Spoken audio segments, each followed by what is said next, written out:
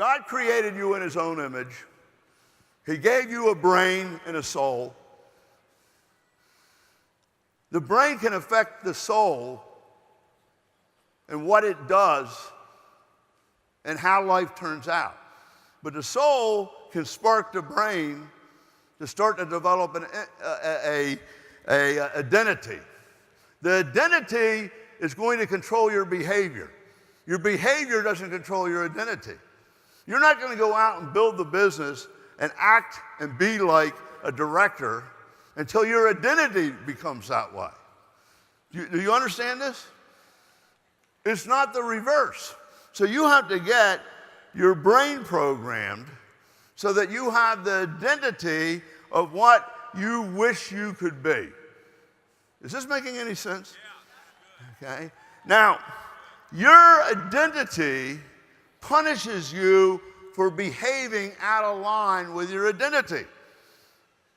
So if you're trying to stop smoking, as an example, and your behavior is yearning, okay, your behavior will beat you up because you don't have the identity of a non-smoker. And it'll win every time. In the business, you know what to do maybe, you're excited, but you don't do the things that are necessary, and you make excuses, and you get off track, and you get diverted. It's because your identity is not a director yet. You're not programmed to be one. Is this making sense? So God created us his own image. And every scripture has this in it, regardless of the religion.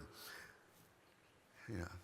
Ask and you shall find. Seek, I'm not saying it exactly right. Seek and it will be given to you. Knock and it shall be opened unto you. For he who believes, all things are possible.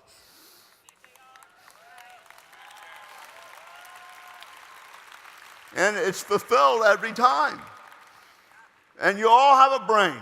Look, you may not have bought the right model, but that brain is about the same in every one of you. And it has certain mechanisms in it that when programmed will always produce the same result. The difference of results for different people is what they programmed it for. You can't even do anything about it. And if you don't program it, it gets programmed by your environment and those negative people who don't want their mediocrity exposed that bash you, and that's why you don't get there. That's not right, and that's not fair. And you have to get committed to programming your own brain. Because if you want the business, we can figure out how to get there. Be around the right people. Feed it the right information. Feed it the logic. Feed it the motivation. Feed it the belief. Come to these events. Why am I going over all this stuff? I'm tricking you. I'm tricking you. I'm programming your brain. If I program it long enough, you're all going to be directors.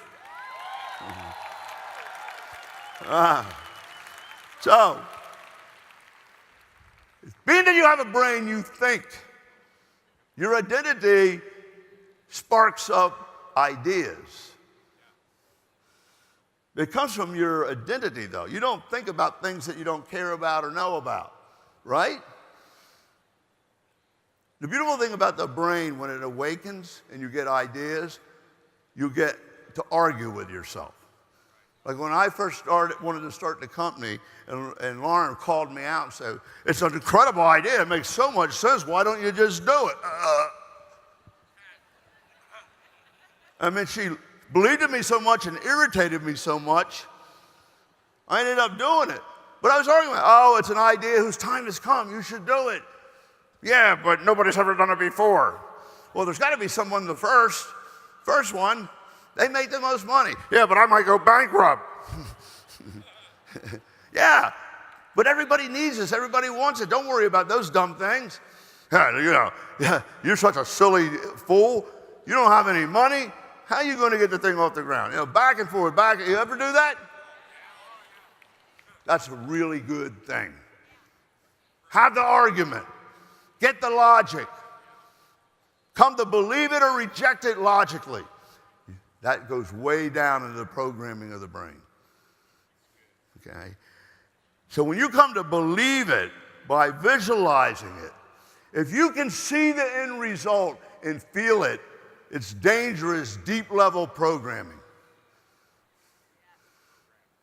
It starts to take over your identity. You don't even know what's happening, but you feel different. You used to have to have an alarm clock to get up. You wake up yourself all excited because you got stuff that you want to do. Visualize, focus, and concentrate on that identity and that dream and that wish and that hope. And it starts to crystallize. And it goes way down deep into the brain. When that becomes belief, you are motivated to commit. The hardest part is committing to keep your commitments because of emotions and habits and diversions. And it's a battle. But if you keep your commitment, just as a point that I love Mark, he went, what is it, vegan, whatever it is. He doesn't, yeah. I mean, that's really hard to do, especially when you're traveling in a restaurant. He is committed to keep his commitment, him and Maria. That's hard to do. But see, if you can do that and you're at this point, you're going to go all the way. It's going to take over. Little you, right out there, I'm talking to you, and you, and you. Every single one of you, I am talking to you. I lived this, I experienced it. And I've experienced it with other people. I experienced it with Elizabeth Weber. So, when you accept it, this is a really weird thing. When you accept it as being a reality, in your mind's eye, in your heart, and in your gut, you actually not believe it, you accept it. It's done. All things are possible unto he who believes. Seek and you shall find, knock and it shall be answered, or, knock and it shall be open unto you. It actually is true. Even if the circumstances are wrong, they appear. You attract people, epiphanies, accidents. You know how a lot of people always say, something's bad's bound to happen. I'm out of money again. I'm always broke. You got to change what you're saying. You're programming your brain. Money loves me and I love money. And money is not the root of all evil. The lack of money is. You see what I mean? But you can't even say something like that when you accept it. When you accept it, it's not even in you. You can't even think of it. You hear me? So here it goes. Once you accept it, you have to demonstrate it. You want to demonstrate it. What you used to hate to do, you love to do. What you used to be afraid of, you're no longer afraid of. When you are demonstrating. So whatever you set as your dream and your goal, you can make yourself believe it by programming. And then when you are immersed in it, you'll come to accept it. I'm telling you the most important thing that you can ever learn over all the other business building techniques. This is the magic of life. This is why I'm here. That's why she's there. It's absolutely monstrous. And God gave it to every single one of us. And it's the best kept secret in the world.